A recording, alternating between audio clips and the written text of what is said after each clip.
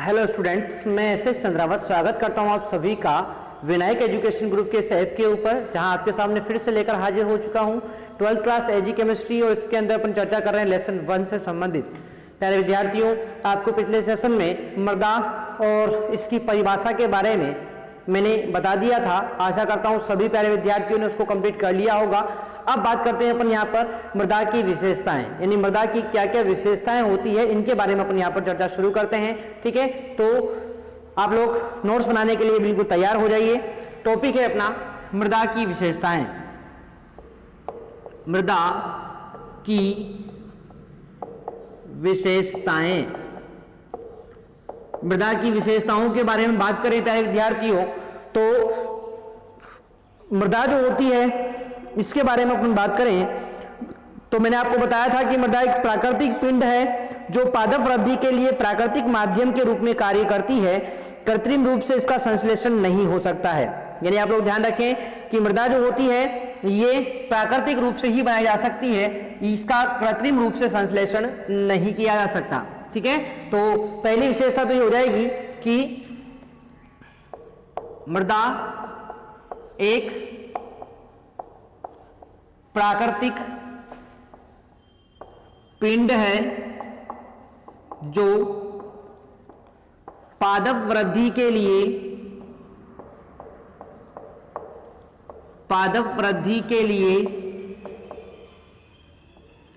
माध्यम, जो पादप वृद्धि के लिए माध्यम यानी एक प्राकृतिक माध्यम है, वृद्धि के लिए एक प्राकृतिक माध्यम है। इसका कृत्रिम रूप से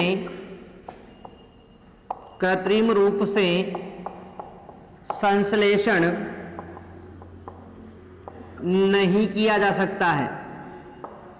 यानी इसको अपन कृत्रिम रूप से प्रयोगशाला के अंदर नहीं बना सकते हैं प्यारे विद्यार्थियों। ठीक है, प्राकृतिक रूप से ही चट्टानों के अपक्षय के परिणाम स्वरूप इसका निर्माण होता है।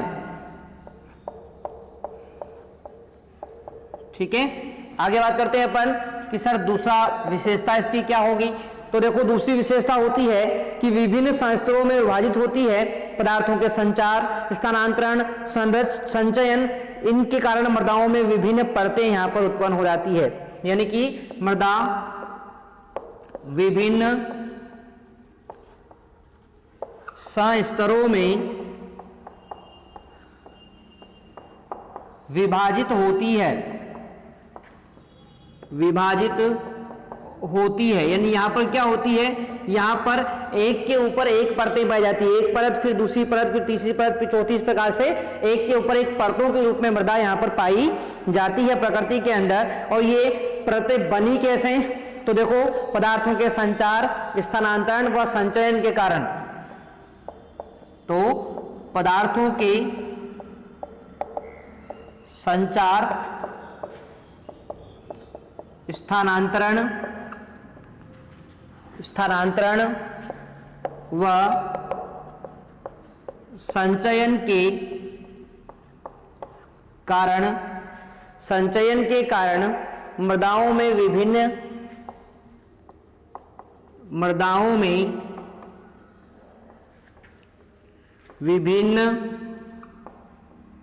परतें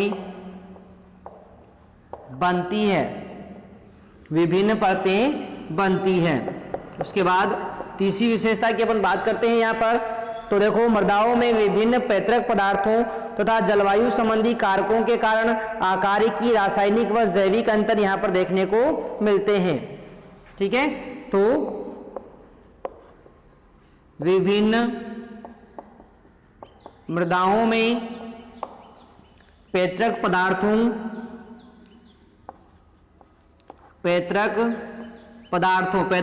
मतलब होता है जिनसे ये बनी है, उन पैतृक पदार्थों एवं जलवायु संबंधी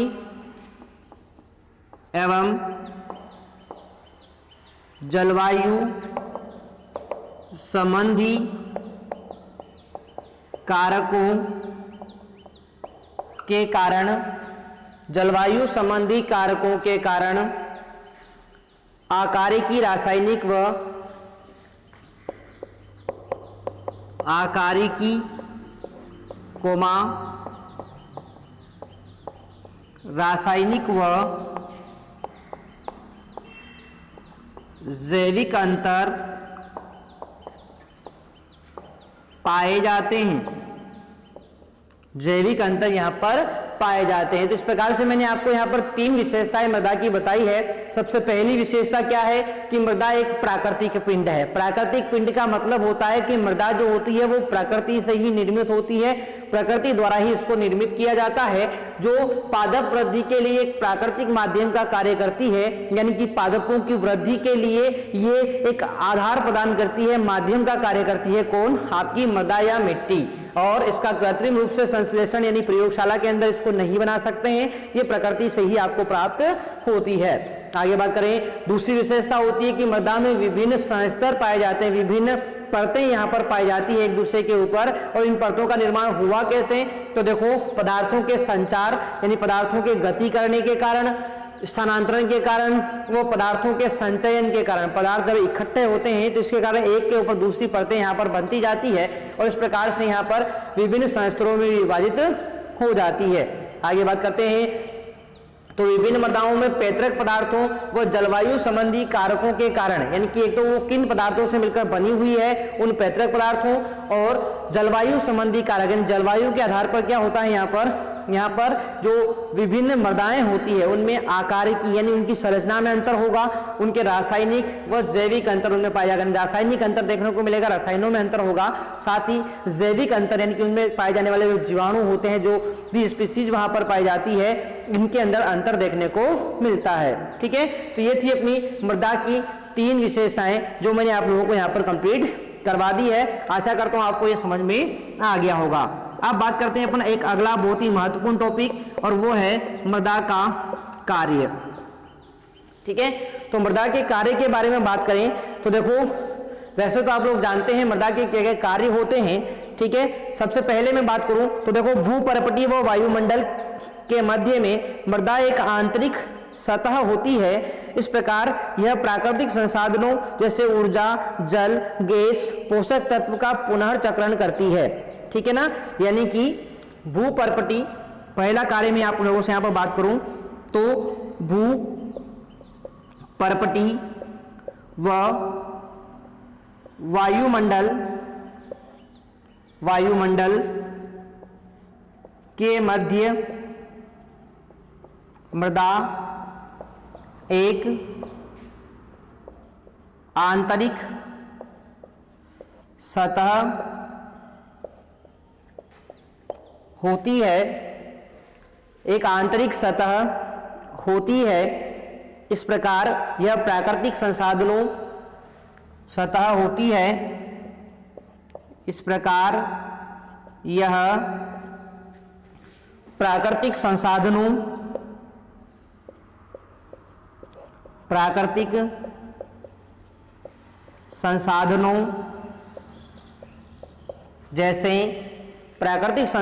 जैसे ऊर्जा,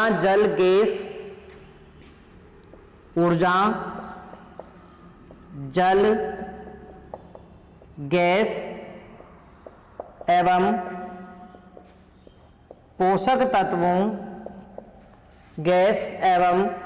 पोषक तत्वों का पुनः चक्र करती है,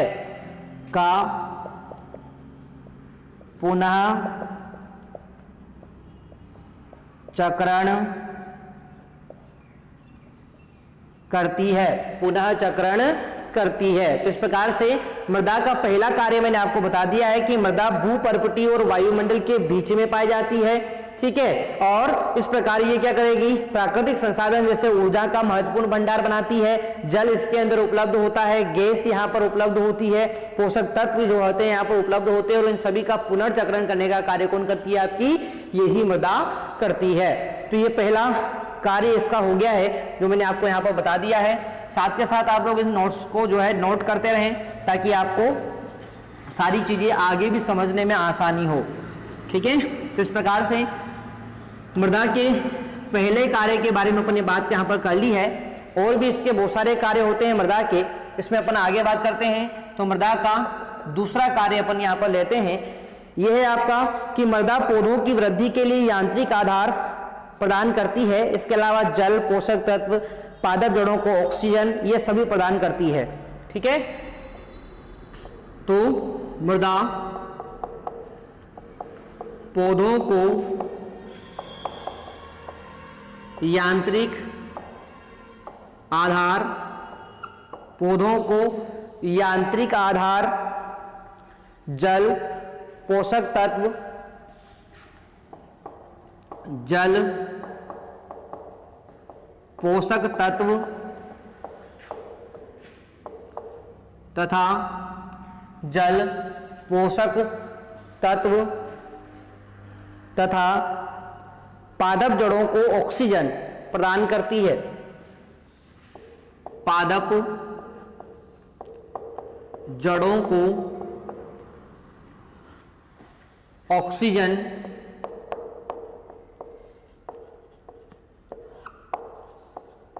प्रदान करती है, ऑक्सीजन प्रदान करती है। मृदा सूर्य ऊर्जा उष्मा को भंडारण करती है और उससे वृद्धि करते हुए पौधों को प्रदान करती है। ठीक है, तो अगली अपन बात करते हैं। तो मृदा सूर्य उष्मा, सूर्य उष्मा का भंडारण करती है, भंडारण करती है और उसे वृद्धि करके पौधों को प्रदान करती है, पौधों को प्रदान करती है। और कौन कौन से कार्य होते हैं, तो देखो मृदा को ऊपरी सतह कृषि फसलों के उत्पादन के लिए प्रयोग की जाती है, यानी मृदा की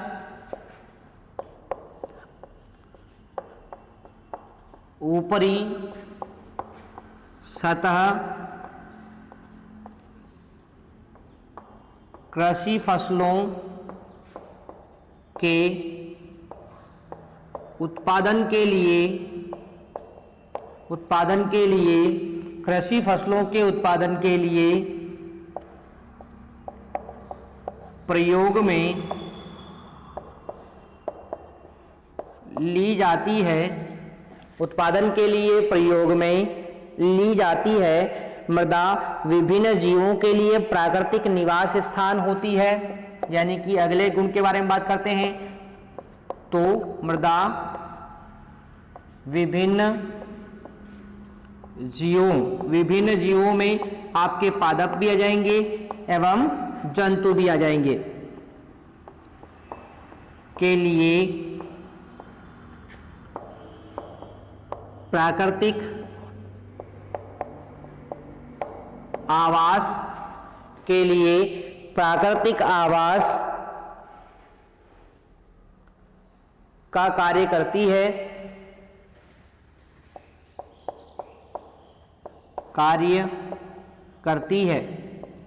प्राकृतिक आवास का कार्य करती है। इसके अलावा बात करें तो मृदा का प्रयोग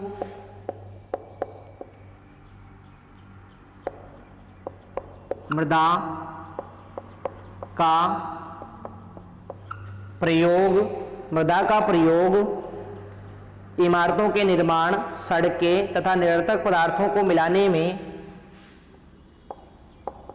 इमारतों का निर्माण, सड़कें तथा निरर्थक पदार्थों को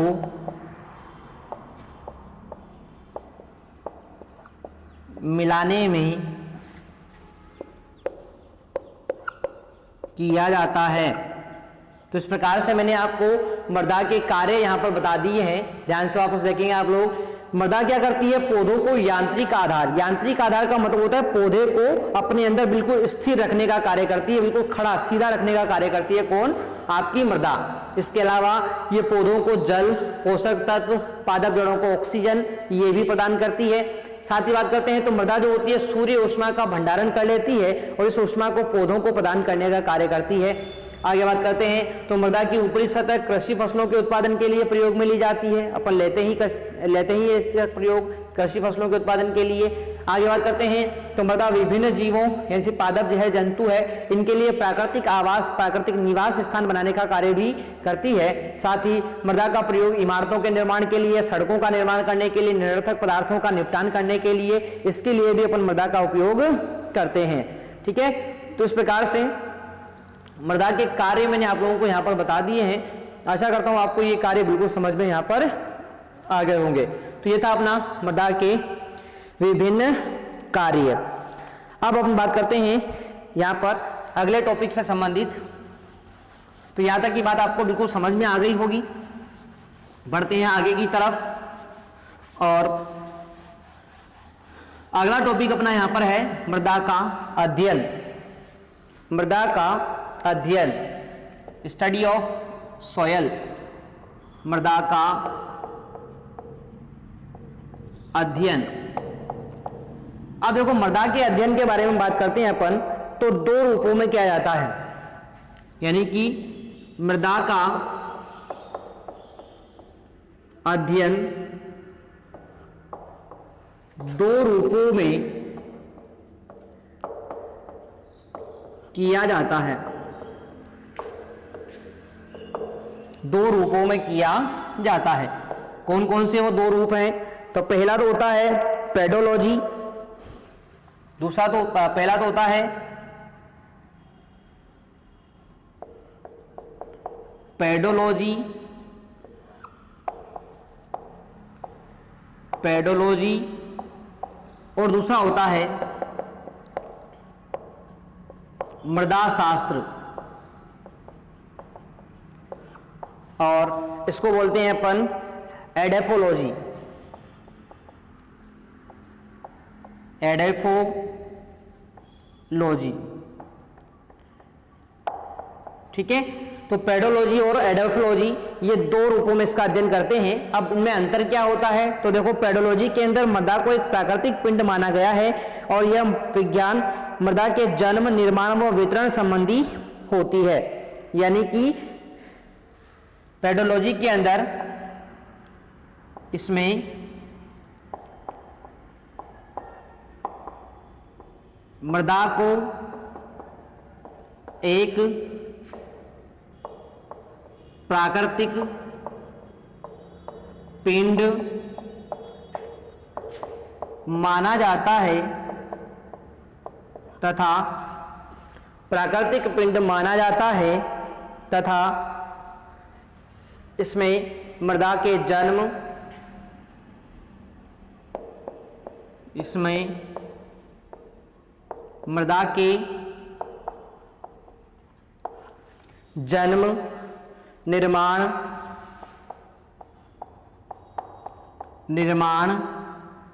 तथा वितरण संबंधी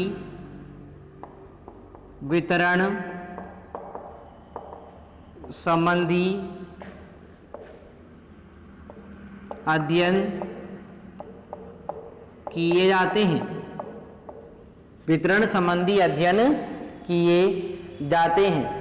आगे बात करते हैं मृदा शास्त्र के बारे में। तो मृदा का अध्ययन उच्च पादप समुदाय के दृष्टिकोण से किया जाता है, यानी इसमें मृदा का अध्ययन उच्च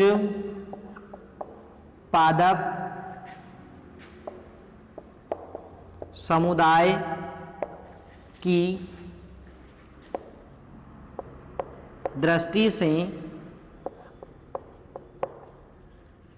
किया जाता है। अब देखो मैं आपको इस चीज को समझा दूं यहाँ पर कि जो पेडोलॉजी होती है ना, इसके अंदर तो अपन क्या करते हैं कि मृदा का निर्माण कैसे हुआ, मृदा का जन्म कैसे हुआ, साथ ही मृदा का वितरण, यानी कि पृथ्वी के ऊपर कहां कहां पर कौन कौन सी प्रकार की मृदा पाई जाती है, यदि इसका अध्ययन करना है तो उसे बोला जाता है पेडोलॉजी।